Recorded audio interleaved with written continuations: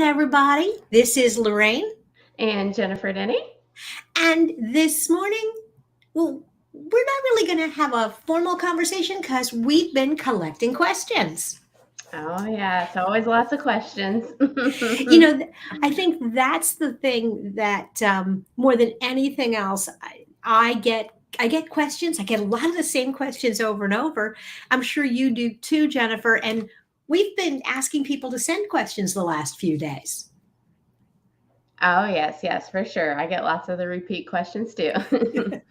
So, one of the questions that popped up a couple times, and one of the questions that I hear often is really around email, because that's kind of where I started as an email marketer. And it's, how often should I send email?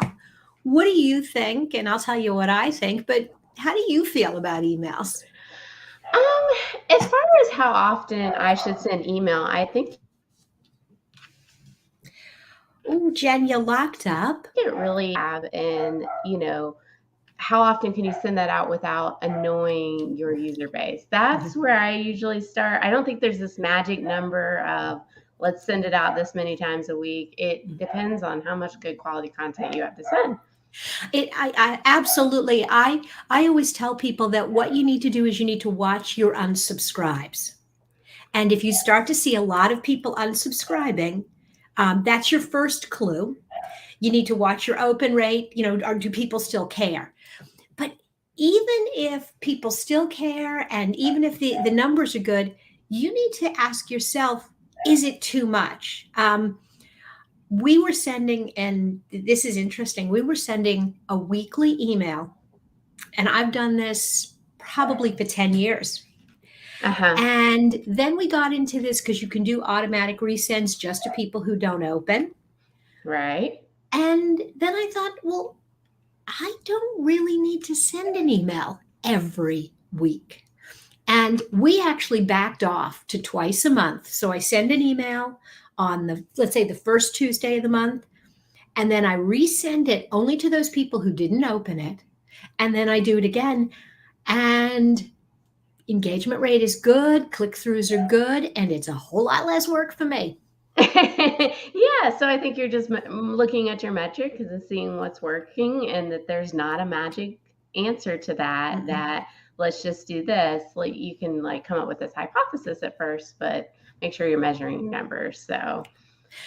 And then just real quick, and we'll get off the topic of email, but the other question I get a lot is just when should I send it? And while every market's a little different, funny, the research shows Tuesday.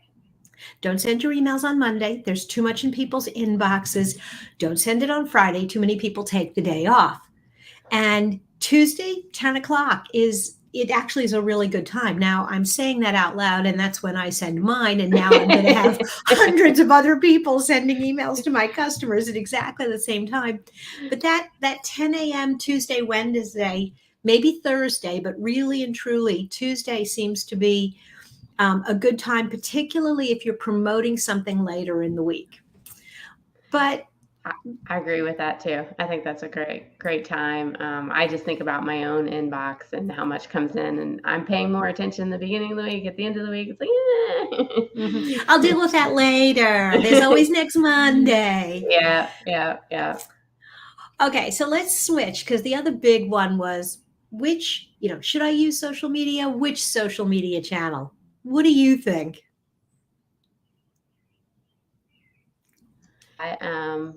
Usually the question is, do I need to even post? Mm-hmm. And I'm like, yes, you still need to post. You need to post regularly. And then it's very much followed up with, well, what channel should we do? Mm-hmm. And the answer depends on a lot of factors, like what do you currently have? So, obviously TikTok is hot right now. Well, I want to know, what's your viability to creating video, and how often, and do we have somebody in the company that can kind of be a spokesperson?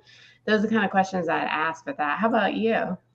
I always start with, okay, well, number one, where does your customer hang out?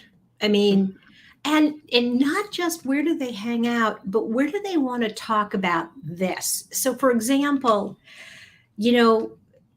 funeral services. Yes, your customers are on Facebook, but they don't really want to be talking to you about that very often on Facebook. Yeah. Um, you know, and so I think part of it is when are they going to be receptive to your message? If you've got a B2B service, are they going to be more open to having business conversations on LinkedIn? There's that, but then there's also, particularly if you're a solopreneur, you Mm-hmm. have to ask yourself, what channel do I like? Because if you don't like the channel and you're the one creating the social media and you're forcing yourself to be there and you hate it. You're not going to have that engagement piece at that point, and so you're not going to be engaging with your audience, and so you're just posting to post, and so that's not a good thing either. So I agree with that. Like, if you don't hang out in those areas, then don't force yourself to be in that area.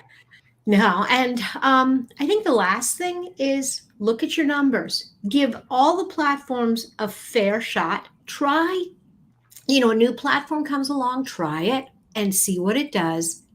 And then flip over to your analytics Yeah. and see what worked and what didn't. And when you see, what, I'm on Facebook all the time or I'm on Instagram all the time and there's nothing coming from Instagram. Time You to let have it to, go. yeah, and it's okay. All right, so let's switch over and let's talk about everybody's favorite subject, money. Money. How much should I budget for marketing? Now, I get this question in general, like how much should my budget be? The rule of thumb I always stick with is the 10% of total revenue of the company should be what your marketing budget should be. And then you got to kind of divvy it out from there, from internal staff and external and platforms and tools. How about you? So to me, 10% is pretty aggressive. I've used that, percent of sales method, and it works. And the reason it works, whether you pick 3 to 5%, 10%, whatever you do, it works. But the challenge with that is it's a little bit of a backward model, because you're always going, well, I sold this last year, so I'm going to sell, spend X percent. But then you're kind of you're not looking ahead. So there are a couple of other techniques that you can use. One is certainly looking at more of what they call the payout method. Now, this works if your business is on that growth curve. And so you spend now what you think your sales, the percent based on what you think your sales are going to be in 2 to 3 years. The problem is that if you guess wrong, and there are a lot of companies that did that. You can see a lot of the tech companies, like, I don't know if you remember pets.com. They had these Oh, big yeah. Super Bowl commercials and then the business tanked. But if you guess right, if you really have a business that is on that growth trajectory, Yeah. then the payout method works. The other one is take a look at what your competitors are spending. Now, you don't have visibility inside their bank account, but you can tell kind of, you start watching them, and then you don't necessarily have to copy what they're doing, but you're like, well, they're probably spending about this, and set Yeah. your budget that way. I can see that from an ads perspective, Mhm. especially Google ads. There's some tools like SEMrush that can kind of give me an estimated spend, um, Mhm. but I don't know if that's 100% accurate because it's obviously a third-party tool. But that gives me a little idea when you take the competitor method. Yeah, I think the advantage to that is that, and again, I don't say that you copy what they're spending money on, but if you want to look as big, if you want to be as visible, you have to either spend it on ads or spend it on other creative, and that falls under that whole marketing umbrella. But let's Hmm. talk specifically about ads. How much do Yeah. you spend on ads? How do you set a good ad budget? So that question I think is premature a lot of times when I get it, because it's usually at the beginning of the conversation. They've decided they want to run ads, but they haven't really thought through the strategy or the research, or back to what you said on which channel do I use. Mhm. Where is my audience? The research hasn't been done. What's the cost per click per average? Like if I find out LinkedIn, for instance, is where I can find your audience, well, I know I'm going to need probably a larger budget because the cost per clicks over on LinkedIn are much higher than, let's say, Facebook. Mhm. And so these mathematical formulas start to come in. So for me, when somebody just pulls out a number out and say, well, let's just do, I don't know, 2000. And I'm like, that was just a complete guess. You got to do Mhm. the research first. Abs That I gives mean, me the better answer. yeah, and I think, on the one hand, I think as a business owner, you need to decide what can I afford to spend on marketing.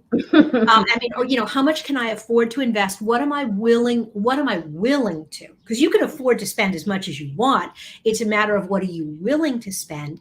Yeah. And then have the conversation, with Jennifer, with somebody like that who specializes in ads and says, well, with that budget of $25 a week, I can buy you a pencil, or wow, Yeah. 2,500, we can make a really big impression. Here's where I think it can best be spent.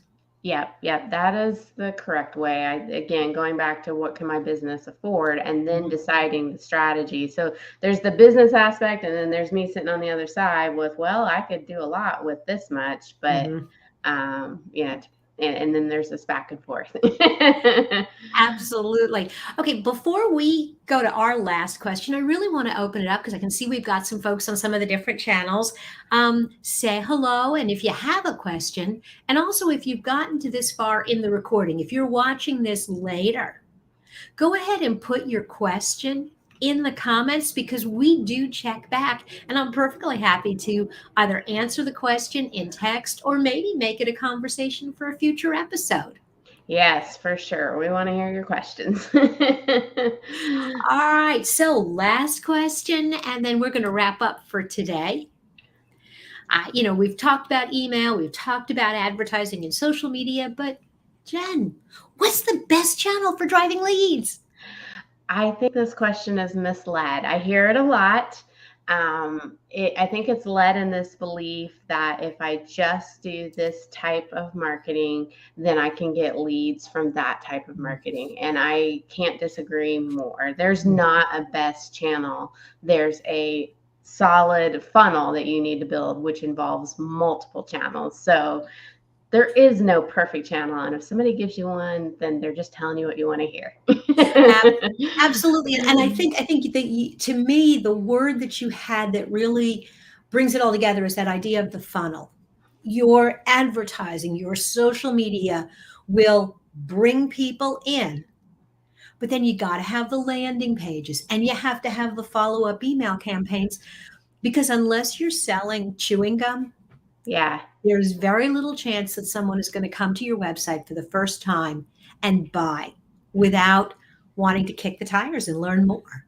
Yeah, and I think there's a common misconception of Google Ads being the best channel Hmm. because people are directly searching for what you have to offer. However, if they do not know who you are, that is a very expensive place to play and to put all of my budget towards. So I do not recommend just running Google Ads as your only marketing.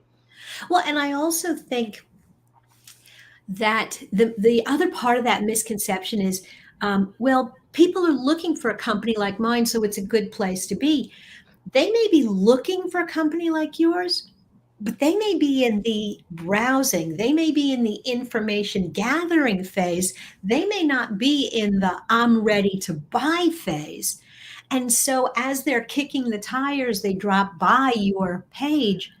But if you don't capture them and get them into your funnel, get their email address, you've just wasted that ad. Yeah, you wasted a lot of money, and I see that very common, and it's Mhm, like we've gotta have that funnel, so that it kinda goes back to the budget, like, we've mhm. gotta have enough budget to play in multiple channels. Absolutely. All right. So, again, if you have other questions, we would love to hear from you. And certainly, if you have questions about advertising and marketing, then you really want to check out elevatedmarketing.solutions.